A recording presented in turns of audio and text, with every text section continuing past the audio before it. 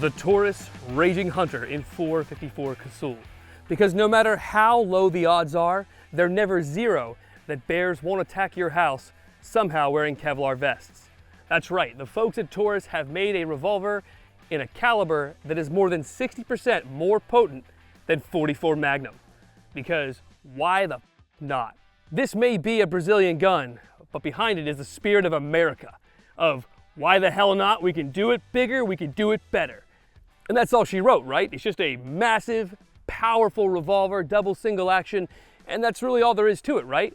Well, actually not at all. There's a huge amount of information you're gonna wanna know about this gun before you go and pick one up, ranging from best applications down to the best way to actually shoot this thing without hurting yourself. So let's delve right in and take a closer look at the Taurus Raging Hunter in 454 Casull.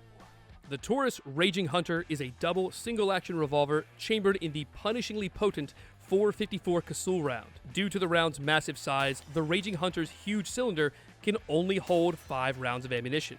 And while this might seem like a downside, the good news is that nothing on planet Earth should be able to survive a center mass hit from this round, let alone all 5. Further increasing the efficacy of this already potent round is the gun's massive 8.37-inch barrel.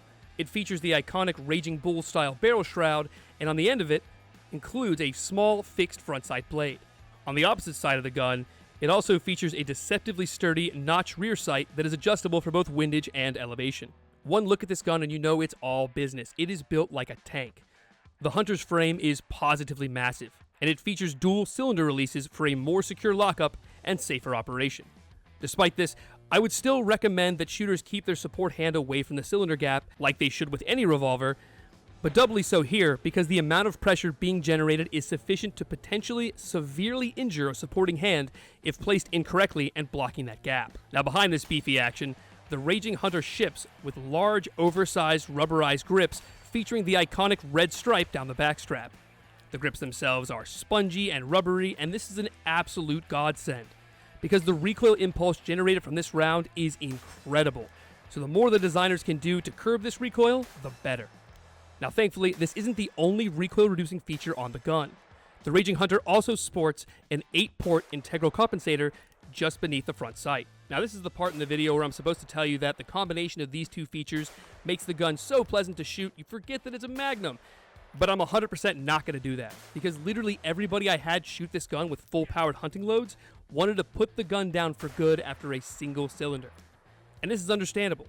The 454 Casull round is more than 70% more powerful than .44 Magnum. Now that said, I did find a few ways to mitigate the recoil and the damage that it does to the shooter's arms, making more experienced shooters capable of handling the recoil of full-powered rounds. But thus far, no one's shot more than 20 rounds without saying, I'm done. Well, for starters, you have to make sure that your elbows are not locked in any way.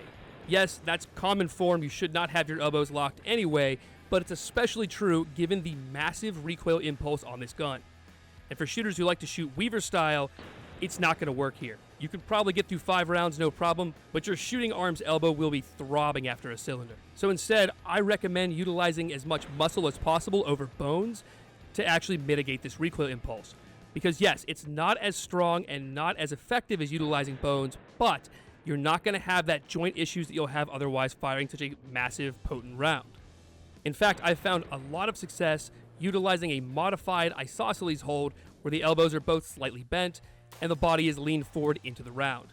This combination will let you use your muscle strength as well as your body's weight to help curb that recoil impulse. Lastly, shooters really need to hold on to the gun with pretty much all their strength. I would say grab it like you're trying to murder it and then dial it back about 1 degree. You don't want to be grabbing the pistol so hard that you get tremors, but at the same time, you really don't want this thing to fly out of your hands. And believe me, it's definitely going to try. Alright, so that's enough of me scaring the hell out of you in terms of the recoil impulse. How did the Raging Hunter actually perform? Well, although it was difficult to shoot with repeatable accuracy with full-powered loads, the Raging Hunter was capable of easily hitting a 2-inch target at 75 yards with my Trijicon RMR attached to it. And unlike most handguns, the massive lightning-fast 454 round reached that target almost instantly, to the point where it felt more like I was shooting a rifle round than a pistol one. And whenever you actually shoot steel with this round, my god, the authority. You'll knock over steel targets with so much force, it'll seem like you ran up to him and hit him with a sledgehammer. Like seriously, it's incredible. Now, as far as reliability, the gun never encountered any issues with lockup or any failures to detonate. But that's not really surprising. I mean, it's a revolver. So what's the verdict? Is the Raging Hunter from Taurus worth its $1,021 MSRP? If you're gonna buy it to have it as a wall hanger, no. If you're not a fan of stout recoil or big bore revolvers, no. If you want something that you can hunt with, absolutely. If you want the ultimate backup weapon if you're hog hunting and you want to make sure that you can one-tap any hog in the world, abso-freaking-lutely. This thing is an absolute monster. But like any truly performance machine, it requires an equal level of performance from the shooter themselves. Because after all, if you can't hit anything with the biggest bullet in the world, it doesn't really matter, does it? Anyway, thanks guys. For AmmoLand TV, I'm Jim Grant. Hit that subscribe button and mash that like if you'd like to see more of this content and others. And as always, I will catch you guys on the flip side.